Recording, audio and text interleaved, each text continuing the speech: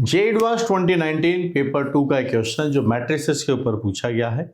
एक बढ़िया उम्दा क्वालिटी का एमसीक्यू है जहां पर आप जानते हैं -2 की नेगेटिव मार्किंग भी रहती है, जिसका कॉन्सेप्ट टू द पॉइंट होगा। जो डीप लेवल पर स्टडी करता है वही इन सवालों को बना पाएगा, क्योंकि हमें विद इन टाइम फ्रेम भी करना है। क्वेश्चन एक है, ऑप्शंस यहाँ पर 4 पूछे गए हैं। स्टूडेंट्स का क्या रिस्पॉन्स आप देखिएगा। पूरे ऑप्शंस को करेक्टली फुल्ली सॉल्व करने वाले स्टूडेंट सिर्फ एंड सिर्फ 6% है, यानी 9678 जिन्होंने +4 मार्क्स लिए। जिन्होंने पार्शली सॉल्व किया 1 मार्क मिला वो 25,991। 2 मार्क्स वाले जो हैं वो भी 26,000। तो देख सकते हो तकरीबन 60,000 के आसपास स्टूडेंट्स से मार्क्स मिले हैं। वहीं -2 की मार्किंग थी तो रॉन्ग वाले स्टूडेंट भी अच्छे खासे हैं, 37,000 के आसपास है। जिन्होंने अटेम्प्ट नहीं किया वो 62 है, इनको 0 मार्क्स इसके अंदर मिला होगा। Fair enough. हमारा एग्जाम नहीं हुआ है, इसीलिए हम इस वीडियो पर देखने आए हैं, सॉल्यूशन देखने आए हैं। मास्टर करेंगे इसके कॉन्सेप्ट्स को। ABCD में 4 बातें पूछी जा रही है, कैसे इस वेरी इंपॉर्टेंट टॉपिक है, इस इंपॉर्टेंट चैप्टर को सीखने का कैसे अप्रोच किया जाता है। ठीक है, so let's study the question. P1 is I 10000100001, ये तो आइडेंटिटी मैट्रिक्स है। अगर हम P2 P3 P4 P5 P6 अगर इन सबको ऑब्जर्व करें तो आप नोटिस करेंगे हर रो के अंदर एक 1 है और 2 जीरोस हैं, उन्हीं को एडजस्ट किया गया है। Every row has 1 and 2 zeros, match कर लीजिए। उसके 6 कॉम्बिनेशंस हमें दिए जा रहे हैं। एक कैपिटल X करके सिग्मा दिया है कि A की वैल्यू 1 to 6 है, PK है, एक मैट्रिक्स है, जो मैट्रिक्स इनमें से किसी से मैच नहीं होता है। देन ट्रांसपोज ऑफ PK लिखा गया, समेशन 1 to लेके 6 है, यानी 6 मैट्रिसेस का यूटिलाइजेशन होगा। और बोल दिया है PK is a transpose of this, then they are asking for 4 options. Let's assume कि जो A हमने assume कर लेते हैं एक मैट्रिक्स को जो यहाँ पर यूटिलाइज हो रही है 2 1 3 is equal to 1 0 2 and we are having 3 2 1. Diagonal के रेस्पेक्ट में अगर आप इसको देखेंगे तो यहाँ 1 है, यहाँ 1 है, यहाँ 3 है, यहाँ 3, ये 2 है, ये वाला भी 2 है। यही इसके ट्रांसपोज की वैल्यू भी होगी। अगर हम इसी का वापस से ट्रांसपोज निकालें तो हमारे पास सेम आता है। तो A is equal to A transpose, इसका मतलब हमें पता चल गया कि A is a symmetric matrix. A is a symmetric matrix. A अपने पास से सिमेट्रिक मैट्रिक्स आता है। ठीक है, अब जो डेटा हमसे पूछा जा रहा है उसके बारे में हम बात करते हैं। यह है सिग्मा, K की वैल्यू है 1 से लेके 6 तक। यहां है PK, ये है A, यहाँ है PK और ये है ट्रांसपोज। ये डेटा आपके पास लिखा गया है। ठीक है, आगे चले, इसके हम आगे बढ़ते हैं। अगर हमें यहाँ पर X का ट्रांसपोज लेना है तो फिर बारी हम इसके बारे में लगा देते हैं। ये आता है ट्रांसपोज। तो 6 टर्म्स एडेड है, पूरे का ट्रांसपोज लेंगे तो बात क्या बनेगी आप ये बताइए। बात ये बनेगी कि इसकी एवरी टर्म के ऊपर हमारे पास ट्रांसपोज निकल के आ जाएगा। हर टर्म के ऊपर ट्रांसपोज निकल के आ जाएगा। ठीक है, अब जब प्रोडक्ट पे ट्रांसपोज लगता है तो एक प्रॉपर्टी याद करिएगा कि अगर ABC का ट्रांसपोज हमें लेना है तो फिर ये रिवर्स में ओपन होता है, CT BT एंड AT, ऐसा ये ऑप्शन बनेगा। यहां से डेटा बना, ये है सिग्मा, K की वैल्यू 1 to 6 है और यहां से डेटा बनाइए, ये आपके पास है ट्रांसपोज। रिवर्स में आएंगे, then it is PK transpose. ये फिर ये तीनों आता है डेटा, इसका ट्रांसपोज, इसका ट्रांसपोज, इसका ट्रांसपोज। करेक्ट। अब देखिए ट्रांसपोज का ट्रांसपोज सेम आता है और अभी हमने देखा कि AT भी A के ही इक्वल है। यह आया 1 to 6, यहाँ पर देखिएगा। और इसके साथ एक और रिजल्ट हम यूटिलाइज कर लेते हैं कि ट्रांसपोज का ट्रांसपोज भी सेम रहता है। ये यूनिवर्सल फॉर्मूले हम यहाँ पर यूटिलाइज कर रहे हैं। ठीक, आइए वापस आते हैं। ट्रांसपोज सेम, और बिकॉज हम जानते हैं कि AT A के इक्वल है और ये वापस से ये बना दिया। तो आप नोटिस करेंगे यही तो X था। यस, यही तो X था। तो हमारे पास रिजल्ट आ गया XT एक ऐसा मैट्रिक्स का समेशन है। फाइनली ये जो मैट्रिक्स बना है इसका ट्रांसपोज लेने पर फिर से डेटा सेम आता है। और अगर फिर से डेटा सेम आता है तो रिजल्ट ये निकला कि X matrix is a symmetric matrix,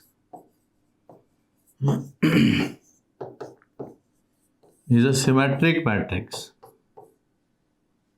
is a symmetric matrix. इसको हम मार्क कर देंगे।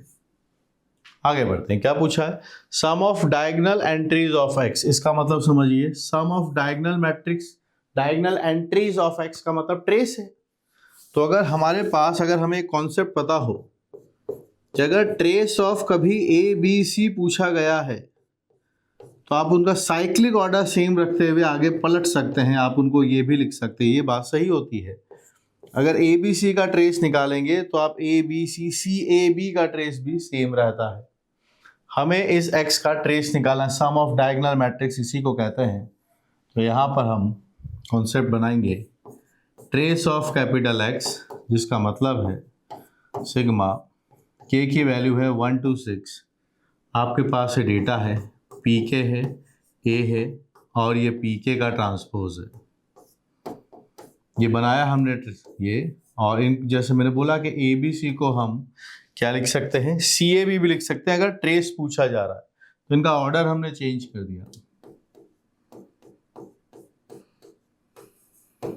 ये डेटा आता है ABC CAB, ये बना के हम लिख सकते हैं। ठीक है, अब आप एक बात नोटिस कीजिएगा, जब हम यहाँ K1 K2 K3 बनाएंगे, K की वैल्यू 1 2 3 4 5 6 रखेंगे, क्योंकि ट्रेस की काउंटिंग करवानी है।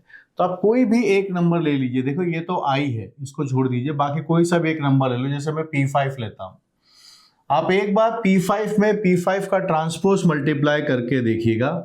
तो मैंने P5 का ट्रांसपोज ले रहा हूँ, फिर P5 लिखता हूँ। सिमेट्रिक ये बिल्कुल नहीं है, तो ये बनेगा 0 0 1। इस रो को कॉलम में चेंज कर देंगे।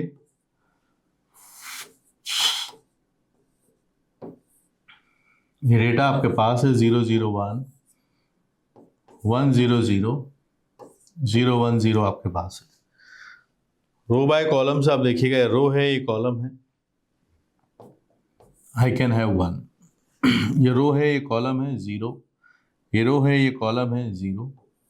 देखिएगा मल्टीप्लाई करके, इस वाले को इससे 0, इस वाले को इससे, आप डेटा मल्टीप्लाई आराम से कीजिएगा। 0 0 1 0 0 1 1, इस वाले को इससे 0, यहाँ वाले से 0, ये वाला इस वाले से 0, ये वाला इससे multiply 1।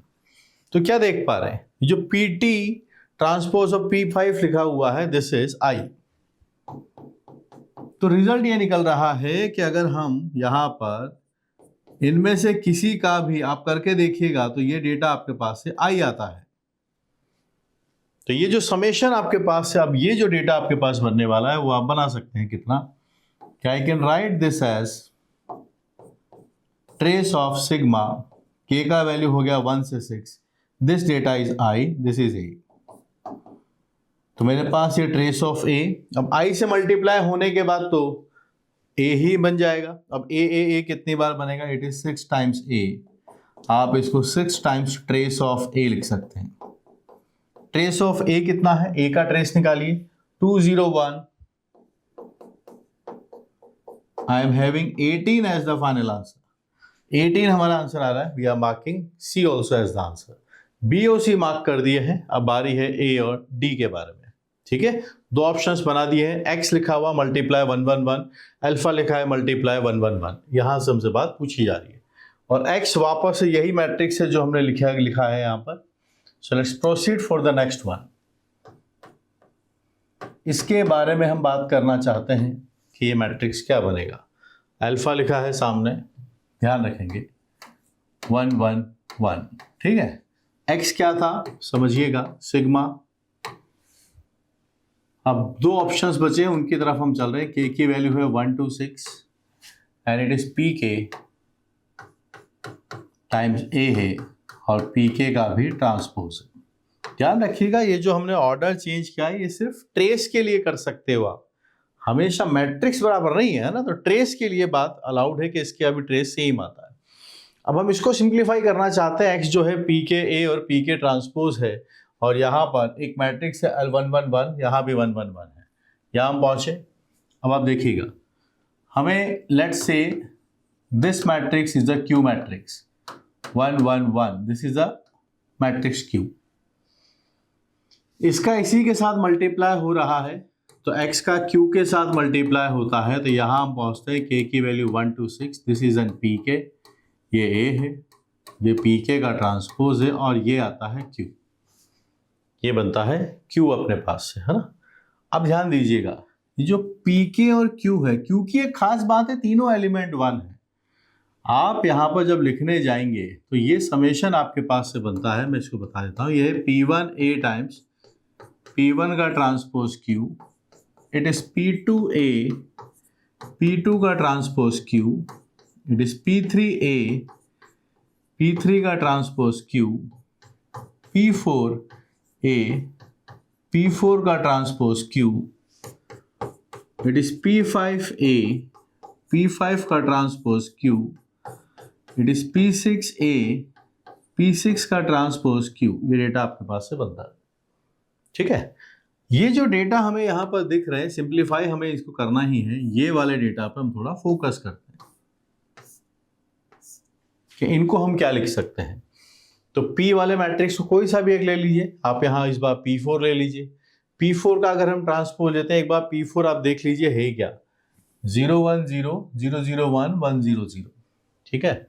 So I am taking P4 as 0 0 1 0 1 0 1 0 0। एक बार मैं ध्यान से सही से लिख लो, 0 1 0 0 0 1, ये गलत लिख दिया, 0 1 0 0 0 1, अभी ठीक है।